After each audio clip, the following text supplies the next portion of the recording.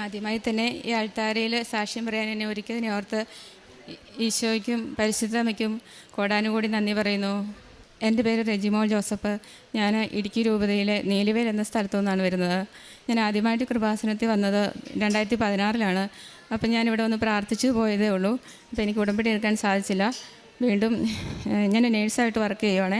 അപ്പം ഞാൻ ഹോസ്പിറ്റലിൽ നൈറ്റ് ഡ്യൂട്ടി കഴിഞ്ഞ് തിരിച്ചു വരുന്ന സമയത്ത് ഒരു കാറ് വന്നിടിച്ച് എന്നെ വണ്ടി ഇടിച്ച് വിട്ടിട്ട് പോയി. അവർ നിർത്താതെ പോയി. അങ്ങനെ ഞാൻ ആക്സിഡൻ്റായിട്ട് ഒരു 6 മാസത്തോളം റെസ്റ്റിലായിരുന്നു. ആ ഒരു സമയത്ത് ഞാൻ അച്ഛൻ്റെ ടോക്കും സാക്ഷ്യങ്ങളെല്ലാം കേൾക്കും, വചനം എഴുതും, ബൈബിള് പകർത്തി എഴുതും. അങ്ങനെ 3-4 ബൈബിള് ഞാൻ പകർത്തി എഴുതി. ഇപ്പം 4ാമത്തെ ബൈബിള് ഞാൻ കംപ്ലീറ്റ് ചെയ്ത് വെച്ചിരിക്കുകയാണ്. ആ ഒരു സമയത്ത് എന്ന് ഞാനിങ്ങനെ ടോക്ക് കേൾക്കും. അങ്ങനെ എനിക്ക് 2022 ഫെബ്രുവരി മാസം എനിക്ക് ഇവിടെ വരാൻ സാധിക്കുകയും ഉടമ്പടി എടുക്കാൻ സാധിക്കുകയും ചെയ്തു. അപ്പം ഞാൻ കൂടുതൽ ആത്മാവിൽ ശക്തിപ്പെട്ടു. ഞാൻ വചനം കാണാതെ പഠിക്കുകയും ഞാൻ 200 വചനങ്ങളൊക്കെ ഞാൻ അതിൻ്റെ കൊട്ടേഷൻ സഹിതം എഴുതുകയും അങ്ങനെ പരീക്ഷകളിലൊക്കെ പങ്കെടുക്കാറൊക്കെ ഉണ്ട്. എന്നെക്കൊണ്ട് ഒരിക്കലും സാധിക്കുന്ന കാര്യമല്ല. ഞാൻ വട്ടപൂജ്യമാണെന്ന് എനിക്കറിയാം. അപ്പോൾ അത് എന്നെ ശക്തനാക്കുന്നതിലൂടെ എല്ലാം ചെയ്യാൻ എനിക്ക് സാധിക്കുമെന്ന് ഫിലിപ്പിയർ 4:13 അരുളി ചെയ്യുന്നത് പോലെ എനിക്ക് സാധിക്കുന്നതാണ്. അല്ലാതെ എൻ്റെ ഒരു കഴിവ് കൊണ്ടൊന്നും അല്ലാന്ന് എനിക്കറിയാം. അപ്പം വീണ്ടും വീണ്ടും ഞാൻ വചനം പറയും. ഞാൻ പോകുന്ന വഴികളിലും വണ്ടി എടുക്കുന്ന സമയത്തെല്ലാം ഞാൻ വചനം ഉരുവിടും. ഓട്ടോമാറ്റിക്കായിട്ട് വിശ്വാസ പ്രമാണവും പ്രത്യക്ഷീകരണ പ്രാർത്ഥനയും വചനവും എല്ലാം എൻ്റെ മനസ്സിലേക്ക് വരും. അപ്പം ഞാൻ യാത്ര ചെയ്യുന്ന സമയത്ത് മുഴുവൻ ഞാൻ ഈ വചനങ്ങൾ പറയും. പിന്നെ അത് കഴിഞ്ഞ് ഞാൻ ഇവിടെ വന്ന സമയത്ത് ആദ്യം വന്ന സമയത്ത് എനിക്ക് ആക്സിഡൻറ്റ് മൂലം കുമ്പസാരക്കൂട്ടിൽ മുട്ടുകുത്താനോ പള്ളിയിൽ മുട്ടുകുത്തേണ്ട സമയത്ത് മുട്ടുകുത്താനോ ഒന്നും സാധിക്കുന്നില്ലായിരുന്നു. അപ്പോൾ എനിക്ക് ഭയങ്കര ബുദ്ധിമുട്ടായിരുന്നു. അപ്പം ഞാൻ ഈശോയോട് പറയും, ഈശോയെ എനിക്ക് സഹിക്കാനുള്ള വേദന തന്നോ എങ്കിലും എനിക്ക് മുട്ടുകുത്താനുള്ള ഒരു കൃപ നൽകണമെന്ന്. അപ്പോൾ അങ്ങനെ ഞാൻ വീട്ടിൽ ചെന്നിട്ട് പ്രാർത്ഥനയൊക്കെ ചെല്ലുമ്പോൾ ഞാൻ മുട്ടുകുത്താൻ പരിശ്രമിച്ചു. അങ്ങനെ എനിക്ക് മുട്ടു നന്നായിട്ട് കുത്താൻ സാധിച്ചു. എനിക്ക് സഹിക്കാൻ പറ്റുന്ന വേദന അത് ഞാൻ ഈശോയോട് ചോദിച്ച് മേടിച്ച. അങ്ങനെ എനിക്ക് മുട്ടുകുത്താൻ പറ്റി. 2ാമത്തെ പ്രാവശ്യം ഇവിടെ വന്നപ്പോഴത്തേക്കും എനിക്ക് കുമ്പസാരക്കൂട്ടിൽ മുട്ടുകുത്തി കുമ്പസാരിച്ചു.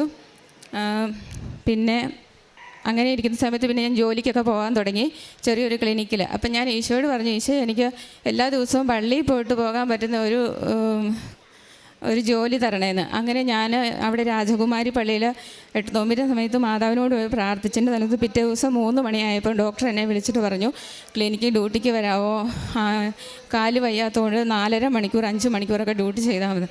അപ്പോൾ ഹസ്ബൻഡ് പറഞ്ഞു, ഈ സമയത്ത് എങ്ങനെ പോകും, നിനക്ക് കാല് പാടില്ലല്ലോ, ഒരുപാട് സമയമൊന്നും നിൽക്കാൻ പറ്റത്തില്ല. അപ്പം ഞാൻ പറഞ്ഞു, ഈശോയ്ക്ക് ഇഷ്ടമാണെങ്കിൽ ഞാൻ വിശുദ്ധ കുർബാനയ്ക്ക് പോയിട്ട് എല്ലാ ദിവസവും ഞാൻ ഡ്യൂട്ടിക്ക് പോയിക്കോളാം എന്ന് പറഞ്ഞു. അങ്ങനെ എനിക്ക് എല്ലാ ദിവസവും വിശുദ്ധ കുർബാനയ്ക്ക് പോകാനും പറ്റി. അങ്ങനെ ഒരു അവസരം ലഭിക്കുകയും ചെയ്തു, ഡ്യൂട്ടിക്ക് പോകാനും പറ്റി. ആ ഒരു സമയത്താണ് എനിക്ക് എൻ്റെ ഒരു ഫ്രണ്ട് മുഖേന എന്നോട് ചോദിച്ചു, ചേച്ചിക്ക് ഇസ്രായേലിൽ പോകാൻ ഇഷ്ടമാണോ എന്ന് ചോദിച്ചു. അപ്പോൾ ഞാൻ പറഞ്ഞു, എന്നെക്കൊണ്ടൊന്നും സാധിക്കില്ല, കാരണം എനിക്ക് 10-20 ലക്ഷം രൂപയൊന്നും ഉണ്ടാകത്തില്ല, ഒരു 2 ലക്ഷം രൂപ പോലും എനിക്ക് ഉണ്ടാക്കാനുള്ള ഒരു സാഹചര്യം ഇല്ല. അപ്പം അങ്ങനെ വിചാരിച്ചു. ആ ഒരു സമയത്ത് ഞാൻ ഉടമ്പടിയിൽ വെച്ചായിരുന്നു. എല്ലാവർക്കും ഒരുപാട് നിയമങ്ങൾ, വലിയ നിയമങ്ങളൊക്കെ വെച്ച് നോക്കുമ്പോൾ എനിക്കെല്ലാം നിസ്സാരമാണല്ലോ. അപ്പം ഞാൻ ഓർത്തു ഇതൊക്കെ അഹങ്കാരമായിരിക്കും, ദൈവത്തിന് ഇഷ്ടപ്പെടാതിരിക്കും. എന്നെങ്കിലും ഞാൻ ആദ്യത്തെ തന്നെ കുടുംബം മുഴുവൻ എല്ലാവരും വിശുദ്ധി വളരണം, ഈശോയോട് കൂടുതൽ അടുക്കണം, അങ്ങനെയാണ് ഞാൻ പ്രാർത്ഥിച്ചിരുന്നത്. പിന്നെ എനിക്ക് കുറച്ച് സ്ഥലം വാങ്ങണം, ഒരു വീട് വെക്കണം എന്നൊക്കെ ആഗ്രഹം, അതൊക്കെ ഞാൻ വെച്ചു നിയോഗത്തിൽ. പിന്നെ മക്കളുടെ വിശുദ്ധിക്കും, എൻ്റെ മോന് സെമിനാരിയിൽ പഠിക്കുവാണ് 4ാം വർഷം, അവൻ്റെ വിശുദ്ധിക്ക് വേണ്ടിയെല്ലാം ഞാൻ പ്രാർത്ഥിക്കും. അങ്ങനെ എനിക്ക് ആദ്യമായിട്ടിങ്ങനെ വിദേശ ജോലി ഇങ്ങനെ പോകുന്നുണ്ടോ എന്ന് ചോദിച്ചു. അപ്പോൾ ഞാൻ ഹസ്ബൻഡിനോട് ചോദിച്ചു, നമുക്കിങ്ങനെ ഇത്ര പൈസ ഒന്നും ഉണ്ടാകത്തില്ലല്ലോ. അപ്പം ഞാൻ പറഞ്ഞു, നീ ധൈര്യമായിട്ട് പോക്കോ, ഞാൻ പൈസ എങ്ങനെയും ഉണ്ടാക്കാമെന്നൊക്കെ പറഞ്ഞു. പക്ഷേ ഞങ്ങളുടെ മുമ്പിൽ വട്ടപൂജ ഒന്നുമില്ല. പെട്ടെന്ന് എല്ലാം റെഡിയായി, പാസ്പോർട്ട് എടുത്തു, എല്ലാം ചെയ്തു, കാര്യങ്ങളൊക്കെ റെഡിയായി. ഞാൻ ക്ലാസ്സിന് പോയിട്ട് വന്നു. അപ്പോഴത്തേക്കും അതിനു മുമ്പ് എനിക്ക് ഇവിടെ ഉടമ്പടി എടുത്തിട്ട് പോയിട്ട് 2 ദിവസം കഴിഞ്ഞപ്പം ഞങ്ങളുടെ കിണറ്റിലെ വെള്ളം പറ്റിപ്പോയി. അത് ബോർവെല്ലാണ്. അപ്പോൾ അത് പറ്റാനുള്ള യാതൊരു സാഹചര്യവും ഇല്ല, കാരണം ഫെബ്രുവരി മാസത്തിലാണ്. അപ്പോൾ വെള്ളം പറ്റണമെങ്കിൽ ഒരു മെയ് മാസമൊക്കെ ആകും. അപ്പോൾ ഞാൻ വേഗം തന്നെ ഓടിപ്പോയി ഹസ്ബൻഡിനോട് പറഞ്ഞു. അപ്പോൾ ഹസ്ബൻഡ് പള്ളിയിലെ കപ്പിയാരാണ്. അപ്പോൾ പള്ളിയിൽ നിന്ന് വെള്ളം എടുത്തുകൊണ്ട് വരും വീട്ടാവശ്യത്തിന് വേണ്ടി. അപ്പം ഞാൻ പറഞ്ഞു, നീ വിഷമിക്കണ്ട, ഞാൻ വെള്ളം ഇവിടുന്ന് എടുത്തുകൊണ്ട് വരാമെന്ന് പറഞ്ഞു. എന്നിട്ട് ഞാൻ അടിച്ചു. ഞാൻ ഓടിപ്പോയി ഈ ഉപ്പും വെഞ്ചിച്ച് ഉപ്പ് കൊണ്ടുപോയി വിശ്വാസ പ്രമാണം ചൊല്ലി അവിടെ ഇട്ടു. ഞാനെന്താണേലും രാത്രി അന്നേരം തന്നെ വെള്ളം അടിക്കാമെന്ന് വിചാരിച്ചു. പക്ഷെ എനിക്ക് പേടിയായിരുന്നു മോട്ടർ കത്തി പോകുമെന്ന്. അപ്പോഴത്തേക്ക് ഞാൻ ഹസ്ബൻഡിനോട് പറഞ്ഞപ്പോൾ ഹസ്ബൻഡ് പറഞ്ഞു ഇപ്പോൾ അടിക്കേണ്ടത്. അപ്പം ഞങ്ങൾ എന്താണേലും ഒരു 12 മണിയായപ്പോൾ കിടക്കുന്നതിന് മുമ്പ് വെള്ളം അടിച്ചപ്പോൾ നല്ല കണ്ണീര് പോലത്തെ വെള്ളം വന്നു. ഞങ്ങളുടെ ആ വീട്ടാവശ്യത്തിനുള്ള വെള്ളം. പിറ്റേ ദിവസം അതുപോലെ തന്നെ ഓരോ ജാറ് വെള്ളം കിട്ടും. 500 ml ജാറിനകത്ത് ഒരു ജാറ് വെള്ളം ഞങ്ങളുടെ ആവശ്യത്തിന് മാത്രം കിട്ടും. പിന്നെ അടിച്ചാൽ വരത്തുമില്ല. അതെനിക്ക് ഭയങ്കര ഒരു ഇതായിരുന്നു. പിന്നെ അങ്ങനെ ഇരിക്കുമ്പോൾ ഞാൻ ഡ്യൂട്ടിക്കൊക്കെ പോകാൻ തുടങ്ങി. ഞാൻ ഡ്യൂട്ടിക്ക് പോകാൻ തുടങ്ങിയ സമയത്ത് എനിക്ക് ഭയങ്കര ക്ഷീണവും ഒക്കെ തോന്നിയപ്പോൾ ഞാൻ വെറുതെ ഡോക്ടറോട് സംസാരിച്ചു. ഡോക്ടർ പറഞ്ഞു സാച്ചുറേഷൻ നോക്കുക, ECG എടുത്ത് നോക്കാൻ പറഞ്ഞപ്പോൾ ECGയിൽ പെട്ടെന്ന് വേരിയേഷൻ കണ്ടു, എക്ടോപിക് കണ്ടു. പെട്ടെന്ന് തന്നെ ആൻജിയോഗ്രാം ചെയ്യണമെന്ന് പറഞ്ഞു. കാർഡിയോളജിസ്റ്റിനെ കാണുമെന്നൊക്കെ പറഞ്ഞു. പൾസ് റേറ്റ് ബ്രാഡികാർഡിയായിട്ട് നിന്നു. 50 താഴെ എപ്പോഴും നിൽക്കുമായിരുന്നു. അങ്ങനെ ആലുവ ഹോസ്പിറ്റലിൽ, രാജഗിരി ഹോസ്പിറ്റലിൽ പോയ വഴിക്കെല്ലാം ഞങ്ങൾ ജപമാല ചൊല്ലിയാണ് പോയത്. പക്ഷേ അവിടെ ചെന്ന് ആൻജിയോഗ്രാം ചെയ്ത് കഴിഞ്ഞപ്പം നോർമലാണ്. അവർ പറഞ്ഞു ഹോട്ടർ മോണിറ്റർ കണക്ട് ചെയ്യണം. അപ്പം ആൻജിയോഗ്രാം നോർമലായതുകൊണ്ട് ഞാൻ പറഞ്ഞു എന്താണേലും മാതാവ് ഇത് ഓരോ തടസ്സങ്ങൾ നമുക്ക് കാണിച്ചു തരുന്ന എന്താണേലും മാതാവ് സുഖപ്പെടുത്തും. ഞാൻ എന്താണേലും മരുന്ന് കഴിക്കുന്നില്ല, ഹോട്ടറും ചെയ്യുന്നില്ല എന്ന് പറഞ്ഞു. പിന്നെ വൈദ്യനെ ബഹുമാനിക്കണമെന്ന് ബൈബിളിൽ പറഞ്ഞിട്ടുള്ളതുകൊണ്ട് ഞാൻ ഡോക്ടർ പറഞ്ഞ് കുറച്ച് മരുന്ന് ഞാൻ അത്യാവശ്യമുള്ളത് മാത്രം കഴിച്ചു. ആ ഒരു സമയത്ത് എനിക്ക് ഭയങ്കര വിഷമമായിപ്പോയി. കാരണം കുറേ പൈസകളൊക്കെ മുടക്കി ഇത്രയും കാര്യങ്ങളൊക്കെ മുന്നോട്ട് ചെയ്തു അന്ന്. അപ്പം പിന്നെ ഇങ്ങനെ തടസ്സം വന്നപ്പോഴത്തേക്ക് ഇനി പോകാതിരിക്കാൻ പറ്റുമോ? പോകാനും പറ്റത്തില്ല. എന്ത് ചെയ്യുമെന്നോർത്ത് വിഷമിച്ചിരിക്കുന്നതാണ്. ഭയങ്കരമായിട്ട് ഞാൻ കരയുകയൊക്കെ ചെയ്ത് കഴിഞ്ഞപ്പോഴത്തേക്കും പിന്നെ ഞാൻ വേറൊരു സെക്കൻഡ് ഒപ്പീനിയനായിട്ട് കാർഡിയോളജിസ്റ്റിനെ പോയി കണ്ടു കഴിഞ്ഞപ്പോൾ ഡോക്ടർ പറഞ്ഞു ഭയങ്കര ഇത് മിറക്കിളാണ്. കാരണം അന്നത്തെ ECGയിൽ ഭയങ്കര വേരിയേഷനായിരുന്നു. ഇന്നിപ്പോൾ നല്ല മാറ്റം കണ്ടിട്ടുണ്ട്. അപ്പോൾ അതിന് മുമ്പ് ഞാൻ ഇടയ്ക്ക് അച്ഛൻ്റെ അടുത്ത് വന്ന് അച്ഛനെ കണ്ട് അച്ഛൻ്റെ തലയ്ക്ക് പിടിച്ച് പ്രാർത്ഥിക്കുകയും സൈത്ത് പൂശുകയും കാശുരൂപം കഴുത്തിലിടാനൊക്കെ തരികയും ചെയ്തു. അത് ഞാൻ എൻ്റെ നെഞ്ചിൽ തന്നെ മാലയിലിട്ടേക്കുവാണ്. അപ്പം എപ്പോഴും ഹാർട്ടിൻ്റെ ഒരു പ്രവർത്തനം ഞാൻ എപ്പോഴും ഈശോയോട് പറയും. ഈശോ തിരുഹൃദയ ജപമാലയും ചൊല്ലും, മാതാവിൻ്റെ ജപമാലയും ചൊല്ലും. അപ്പം ഈശോയോടും മാതാവിനോടും പറയും അമ്മയുടെ വിമല ഹൃദയവും ഈശോയുടെ തിരുഹൃദയവും എനിക്ക് നൽകി അനുഗ്രഹിക്കണമെന്ന്. അങ്ങനെ ഒരുപാട് മാറ്റമുണ്ട്. പിന്നെ എൻ്റെ മോന് +2 നല്ല ഫുൾ A+ മാർക്കായിരുന്നു. നല്ല മാർക്ക്. ഞാൻ എല്ലാ ദിവസവും പള്ളിയിൽ പോയി അവന് വേണ്ടി പ്രാർത്ഥിക്കുന്നു. പിന്നെ എല്ലാവരും വിശുദ്ധിയിൽ വളരാനൊക്കെ വേണ്ടി പ്രാർത്ഥിച്ചു. ഞാൻ പ്രേക്ഷിത പ്രവർത്തനം എന്ന് പറയുന്നത് എനിക്ക് ഹോസ്പിറ്റലിൽ വരുന്ന എല്ലാവർക്കും ഞാൻ അർഹതയുള്ളവർക്ക് മാത്രം ഞാൻ പത്രം കൊടുക്കും.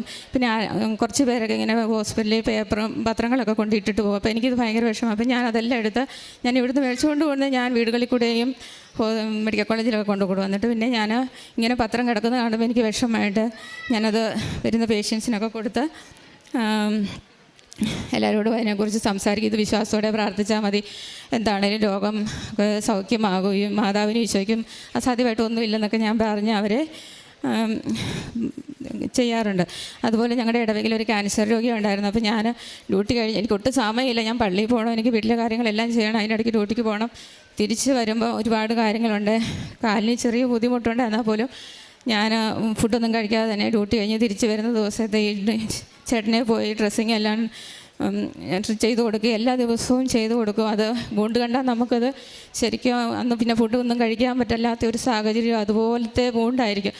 അതുപോലെ ഞാൻ അങ്ങനെ എല്ലാം ചെയ്ത് കൊടുക്കാറുണ്ട്. പിന്നെ ഞങ്ങൾ കാരുണ്യപ്രവൃത്തി എന്ന് പറഞ്ഞാൽ ഓർഫനേജുകളിലൊക്കെ പോയി ഞങ്ങളെ പറ്റുന്ന സഹായങ്ങൾ, ഒരു ചാക്ക് അരിയെങ്കിലും അരി, അങ്ങനെ പറ്റുന്ന പോലെ മെഡിക്കൽ കോളേജിലൊക്കെ എല്ലാ ദിവസവും അവിടെ ഒരു പള്ളിയിൽ നിന്നാണ് ഫുഡ് കൊടുക്കുന്നത്. അപ്പോൾ നമുക്ക് പറ്റുന്ന സഹായം അവിടെ നമ്മൾ എത്തിക്കും. അങ്ങനെയൊക്കെ ചെയ്യാറുണ്ട്. പിന്നെ വരുന്ന പേഷ്യൻസിനോടൊക്കെ ഇതിനെക്കുറിച്ച് സംസാരിക്കാറുണ്ട്.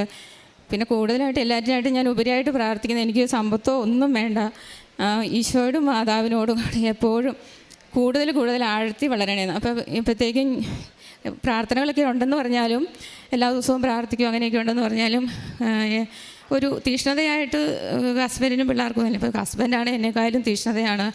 ഒരു കുറേ നാളായിട്ട് കറക്റ്റ് 3 മണിയാകുമ്പോഴത്തേക്കും കരുണക്കൊന്ത ചെല്ലാമെന്നും പറഞ്ഞ് ഞാൻ ഓർത്തില്ലേ പോലും അദ്ദേഹം വന്ന് പറയും. അങ്ങനെ ഞങ്ങൾ ഒരുമിച്ച് വീട്ടിലുള്ള എല്ലാവരും കൂടി കരുണക്കൊല്ല ചെല്ലും, അങ്ങനെയൊക്കെ ചെയ്യാറുണ്ട്.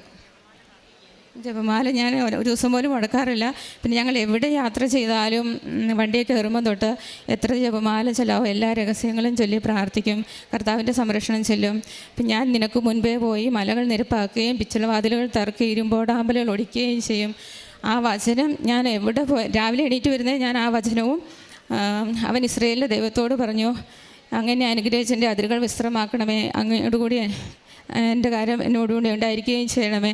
ഈ വചനം ചൊല്ലാതെ ഞാൻ ബെഡിൽ നിന്ന് എഴുന്നേൽക്കത്തില്ല. ഞാൻ ബൈബിൾ വായിച്ചിട്ട് ഞാൻ ബാക്കി എൻ്റെ ജോലികളിലേക്ക് ഞാൻ പ്രവേശിക്കുകയുള്ളൂ. ഇവിടെ ഈ ആൾത്താരിൽ എനിക്ക് ഇന്ന് സാക്ഷ്യം പറയാൻ പറ്റുമെന്ന് വിചാരിച്ചല്ല. അപ്പോൾ എനിക്ക് ഇന്നലെ തന്നെ പെട്ടെന്ന് വിസ വന്നു. ഇന്ന് രാത്രിയിൽ എനിക്ക് വീട്ടിൽ നിന്ന് പോകണം. 5 മണിക്കൂർ ദൂരമുണ്ട് എൻ്റെ വീട്ടിലേക്ക്. അപ്പോൾ എല്ലാവരും ചോദിച്ചു, ഇപ്പോൾ എന്തിനാണ് ഇപ്പോൾ ഈ പെട്ടെന്ന് ഓടി സമയമില്ലാത്ത സമയത്ത് അറേഞ്ച്മെൻ്റ് ഒന്നും ചെയ്യാതെ എന്തിനാണ് ഇപ്പോൾ പോകുന്നത്? അപ്പോൾ ഞാൻ പറഞ്ഞു, എനിക്ക് പോയി സാക്ഷ്യം പറയാതെ പോകാൻ പറ്റത്തില്ല. കാരണം ഇനിയിപ്പം ഇൻ്റർവ്യൂ പാസ്സായി മെഡിക്കലും ഓക്കെ ആയെങ്കിൽ ഞാൻ ഡയറക്റ്റ് അങ്ങോട്ട് കയറി പോവുകയാണ്. അപ്പം എനിക്ക് പിന്നെ എൻ്റെ മനസ്സാക്ഷിക്ക് എനിക്കൊരു ഭയങ്കര വിഷമമാണ്. അതുകൊണ്ട് ഞാൻ ഓടി വന്ന് സാക്ഷ്യം പറയാൻ വന്നതാണ്. ഇവിടെ വന്നപ്പം പറ്റത്തില്ല, സമയം അതിക്രമിച്ചിരിക്കും. ഞാൻ 11 മണിയാകുമ്പോഴേലും ഇവിടെ നിന്ന് തിരിച്ചു പോകണമെന്ന് വിചാരിച്ചതാണ്. അപ്പം ഇന്ന് ചെന്നിട്ട് എനിക്ക് വീണ്ടും നെടുമ്പാശ്ശേരിക്ക് പോകണം.